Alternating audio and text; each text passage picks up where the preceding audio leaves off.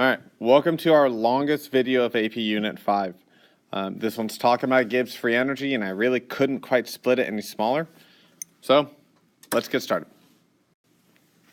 In general, an exothermic reaction is more thermodynamically favorable than an endothermic reaction.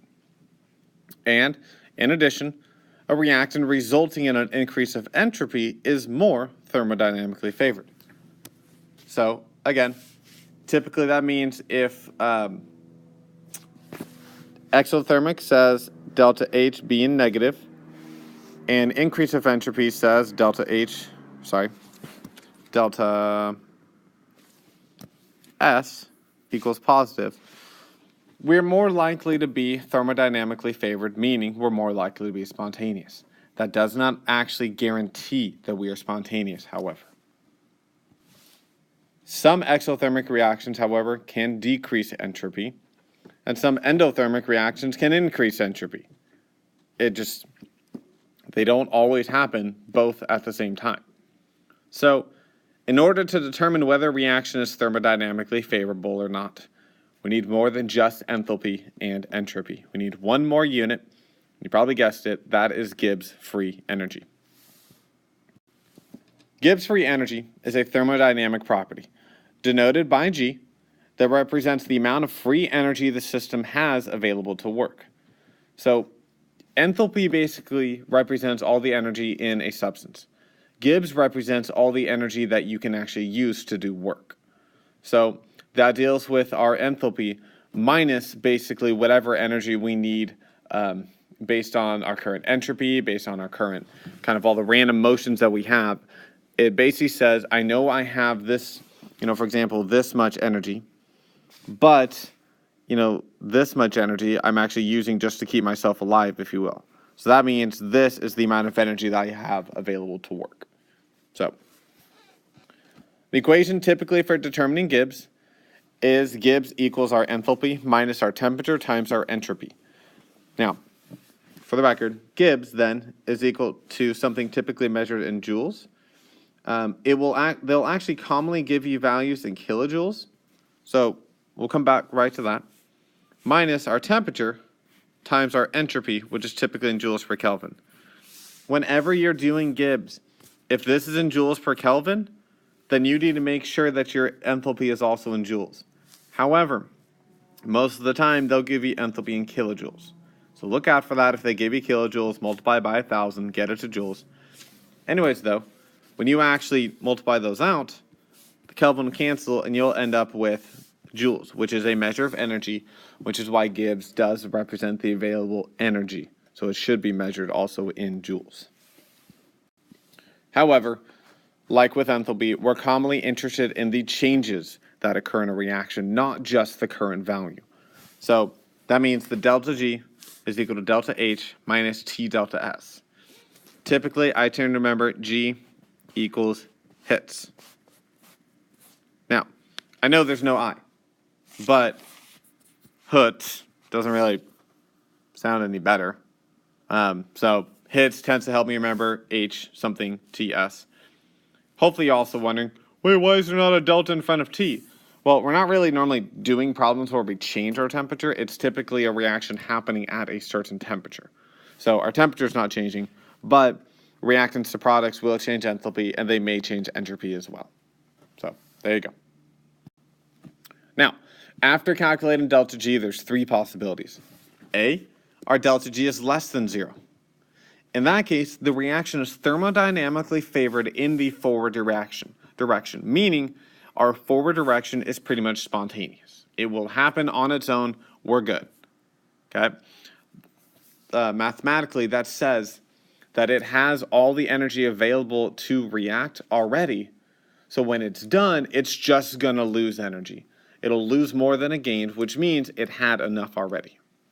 So if delta G equals 0, that means it used up exactly what it needed, and there's nothing left over. So nothing really happened. It means our free energy didn't change.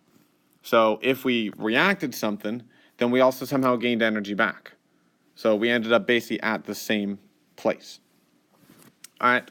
So if delta G is greater than 0, That means the reaction in the forward direction is not thermodynamically favored, but the reverse reaction is thermodynamically favored, meaning it's not spontaneous, but it might be spontaneous in the reverse direction. So if it's negative, spontaneous. If it's 0, equilibrium. You won't normally see that, by the way. It normally will be negative or positive. And if it's greater than, it's not spontaneous. But technically, the reverse could be considered spontaneous. So let's get an example. Calculate the standard free energy change in a reaction for which our standard enthalpy change is 24.6 kilojoules. Remember I said kilojoules? Told you. Standard entropy change is 132 joules per Kelvin, and that's happening at 298 Kelvin. Then, is it spontaneous under those conditions?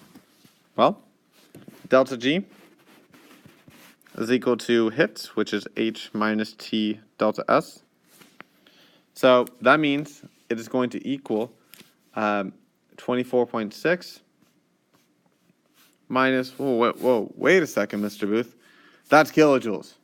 Oh, thank you, Mr. Booth, for reminding me. That means that is actually, for the record, I totally did that on purpose. Just saying. 24,600 minus 298 times 132. Put that in your calculator, you get negative 14,736 joules. You could also think of that as negative 14.736 kilojoules. Normally, it'd actually probably just be 14.7. I don't really care. Really depends on what they ask or what your preference is. But just make sure that when you're doing calculations, they're both in joules. Yes, you can put them both in kilojoules, but you're going to hit a point in a bit where it has to be in joules, so might as well just get used to it now. Anyways, that's your answer. Since that is negative, that means yes, this is spontaneous. So, our answers are that, or that, and that. That just made it so much messier. I'm sorry. All right. So, if while we are working on a reaction, you find that our delta H is negative and our entropy is positive, you can know instantly, without even calculating our value, that the reaction is thermodynamically favored because of our equation. Keep in mind, we have G, delta G, equals delta H minus T delta S. T is always in kelvins, which means that's always going to be a positive number. Okay, if delta H is negative, and we're subtracting a delta S, which is positive, that means we have a negative, which is basically minus a positive, which, sorry to get all kind of mathy on you, which basically will turn into a negative. You basically have a negative plus a negative. Okay, that just made it so much worse. But all you got to do, if you ever see negative H, positive entropy, instantaneous. Don't worry about calculating. Except for most of the times that they're going to ask you to calculate it anyways. But just saying. All right. So anytime, however, that doesn't happen. So when H is positive and S is not and S is less than 0, it's not thermodynamically favored. So the exact opposite happens. That means that K will typically be less than 1 for the reaction, meaning our reactants are favored a lot more over our products, which means it probably won't convert much to products anyways. And as I said, sorry, reactants are favored. That means, however, that the reverse reaction instead of the forward is thermodynamically favored. Because if we reverse it, our delta H for the forward was positive and our delta S was negative. If we reverse it, now our delta H is negative, S is positive, and now we're back to our previous slide where we say, oh, hey, cool, that's, spontaneous. Again, most of the time they're going to want to calculate it anyways. But you're probably going to have a few questions on my test and the AP exam where they say it's a spontaneous and they give you numbers, and you're going to be able to skip and say, oh, hey, look, negative, positive, boom, done, move on. And that took you like 5 seconds. And that's going to save you time. So I'm trying to give you these kind of hints as you go. So the free energy change for the formation of 1 mole of a substance from its elements under standard conditions is, just like enthalpy, called the standard free energy of formation. technically it's a standard free energy change of formation. We just, for some reason, don't normally say that. Probably because it just takes a while. And that is going to be denoted by, again, the change. So it's our change in free energy that occurs at standard conditions. That's what that circle means. Of formation, which means F. So that is really how you read that chemistry language. As you get into college, you'll find that whatever major you're in has its own language. Like, there's a language of mathematics that I can write many equations with without even using English words, and I know exactly what they mean. Chemistry kind of has its own language as well. In fact, every discipline will have its own language. Whether they think they do or not, they totally do. So, since no change is necessary to change an element that's, in its natural state to its natural state, elements in their natural states have a standard free energy formation of 0, which is so wonderful. Entropy is nice, and you can do it, but it's really nice being able to look at an element and say, ha, 0, I don't need to do a thing with you. Just makes your life easier. And we're able to calculate our standard free energy change of a reaction just like we did with enthalpy and entropy. Comes down to products minus reactants. Same as we've always been doing. Typically, anytime you see the phrase delta, it's going to be something like final minus initial or products minus reactants. Because it refers to change. That's how you find change. All right, here's an example.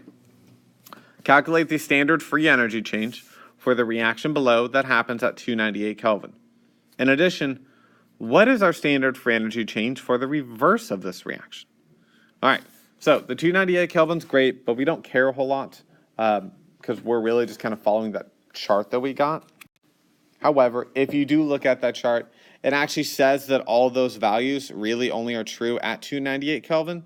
So technically, it is nice that they told us that, but if it wasn't, I'd probably just use the chart anyways. So, like before, I'll give you a bit, find those values, try and plug it in, see what you can do, give you about 5 minutes or so, and then come on back. All right, welcome back. Hopefully you found some values. Let's get working. So those are the values I found from my chart. Make sure you're getting from the right column if you got these wrong. At least on the chart we have delta G's in the middle. Anyways, products minus reactants, we get 4 times negative 269.6 minus 1 times 24.4 plus 6 times 0. Ha, take that 6. I don't need to do anything with you. Plug that in the calculator, you get negative 1,102.8 kilojoules. All right. The reverse of that, it's the same as enthalpy, because now your products, instead of products minus reactants, it'll end up being reactants minus products, because, we flip it, which means it's just the negative value of that, which gets us positive 1,102.8 kilojoules. All right. That's your answer. That's really all you do with Gibbs. What it means is quite different, and we'll use that a lot more in our next unit. But at this time, it's very similar to enthalpy. Thanks for watching.